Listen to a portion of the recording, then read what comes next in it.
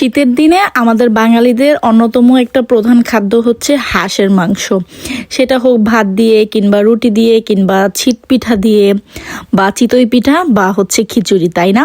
হাঁস মানেই হচ্ছে খুব মজাদার একটা খাবার। তো আমি আজকে হচ্ছে সেটাই রান্না করব। তো আর পাশাপাশি একটু আলুর টক রান্না করব, আর এখানে আমি একটু ভাজি করব। তো ভাত আর টকটা আগে বসিয়ে দিয়েছি। তো এখন একটা প্যানের মধ্যে পরিমাণ মতো তেল দিয়ে আগে হচ্ছে ভাজিটা করে নিব। তার জন্য এখানে সামান্য পরিমাণ পেঁয়াজ কাঁচামরিচ দিয়ে দেবো একটু বাদামি কালার হওয়ার জন্য। তো ভাজির মধ্যে এখানে আমি দিয়েছিলাম আলু গ্রেট করে, তারপরে হচ্ছে গাজর, বাঁধাকপি আর হচ্ছে বরবটি একদম ঝুরি ঝুরি করে কেটে নিয়েছিলাম গ্রেটার দিয়ে। হাতে আর কাটিনি, তো গতকালকে রাতে কেটে ফ্রিজে রেখে দিয়েছিলাম। সেটা দিয়ে হচ্ছে আজকে ভাজিটা করব। তো ভাজিটা দিয়ে একটু ভালো করে মিক্স করে নিচ্ছিলাম। এখন এর মধ্যে আমি সামান্য পরিমাণ হলুদের গুঁড়া, সামান্য পরিমাণ মরিচের গুঁড়া আর হচ্ছে স্বাদ মতো লবণ দিয়ে দিব। আর পাশাপাশি যে আলুটা সেদ্ধ বসিয়েছিলাম টকের জন্য, সেটাও বলক চলে আসে। তো সেটার মধ্যে হচ্ছে আমি সামান্য পরিমাণ হলুদ মরিচ আর লবণ দিয়ে একটু হচ্ছে পেঁয়াজ কুচি দিয়ে দিব সেদ্ধ হওয়ার জন্য। তো এই আলুর টকটা হতে মানে আলুটা সেদ্ধ হতে যতক্ষণ টাইম লাগে আর কি। তো আগে ভাজিটা করে নিয়ে দেন হচ্ছে আমি মাংসটাকে বসাবো। যেহেতু মাংসটা হতে একটু টাইম লাগবে, তাই ভাবলাম যে আগে ভাজিটা করে নেই। আর এইদিকে আমি ভাতটাকেও একটু নাড়াচাড়া করে দিব, দেখবো যে কতটুকু সেদ্ধ হয়েছে। 10-15 মিনিটের মধ্যে দেখা যাবে যে হয়ে যাবে ভাতটা। ভাজিটা হতে হতে দেখা যাবে যে ভাতও হয়ে যাবে। তো তাড়াতাড়ি হয়ে যাবে। আর হাঁসের মাংস কে কে পছন্দ করেন অবশ্যই আমাকে কমেন্ট করে জানাতে পারেন, আর কে কি দিয়ে খেতে পছন্দ করেন সেটাও জানাবেন।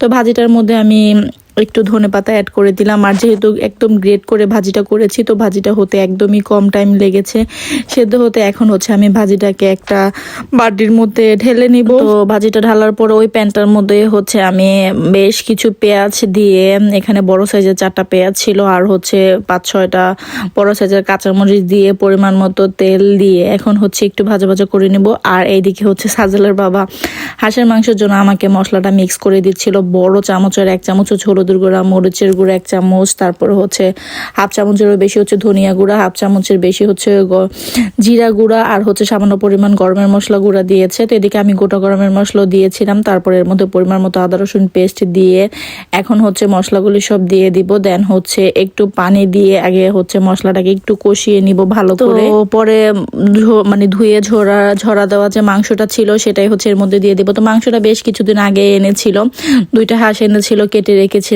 তো আরেকদিন খাওয়া হয়েছে, তো সেই ক্লিপটা আপনাদের সাথে শেয়ার করা হয়নি, তাই ভাবলাম যে আজকে আপনাদের সাথে শেয়ার করে দিই।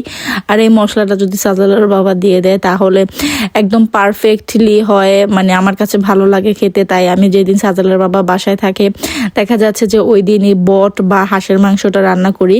তো এইদিকে হচ্ছে ডালটা সেদ্ধ হয়ে গিয়েছে, টকটা তো ওটাকে আমি পেঁয়াজ রসুন শুকনা মরিচ আর হচ্ছে সরিষা দিয়ে ভালো করে বাগার করে এখন হচ্ছে জাস্ট ব্লেন্ড করে দিব। আর এদিকে মাংসটাও আমি ভালো করে হচ্ছে কষিয়ে নিচ্ছিলাম যতক্ষণ পর্যন্ত না মাংস থেকে একটা তেল বের হবে, ততক্ষণ পর্যন্ত আমি মাংসটাকে ভালো করে হচ্ছে কষিয়ে নিব। তো হাঁসের মাংসটা আমার খুবই পছন্দ, প্লাস হচ্ছে সাজালার বাবারও পছন্দ। আজানও খায় কিন্তু সাজাল একদমই খায় না।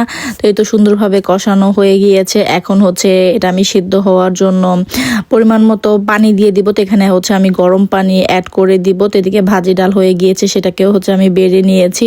তো দেখুন কি সুন্দর একটা কালার হয়েছে, তাই না? তো আমি পরিমাণ মতো পানি দিয়ে দিলাম সেদ্ধ হওয়ার জন্য। তো যাই হোক, আজকে ছোট একটা ভিডিও, আশা করি আপনাদের ভালো লাগবে। যদি ভালো লেগে থাকে তাহলে অবশ্যই একটি লাইক দিবেন। আর ভিডিও সম্পর্কে কোনো মন্তব্য থাকলে অবশ্যই আমাকে কমেন্ট করে জানাবেন। ফেসবুক থেকে দেখে থাকলে অবশ্যই ফেসবুক পেজটিকে ফলো করে দিবেন। আর ইউটিউব থেকে দেখে থাকলে অবশ্যই ইউটিউব চ্যানেলটিকে সাবস্ক্রাইব করে দিবেন। ভিডিওটি দেখতে দেখতে যদি ভালো লেগে যায় প্লিজ ভিডিওটি শেয়ার করে দিতে পারেন, যাতে অন্যান্য মানুষও দেখতে পারে।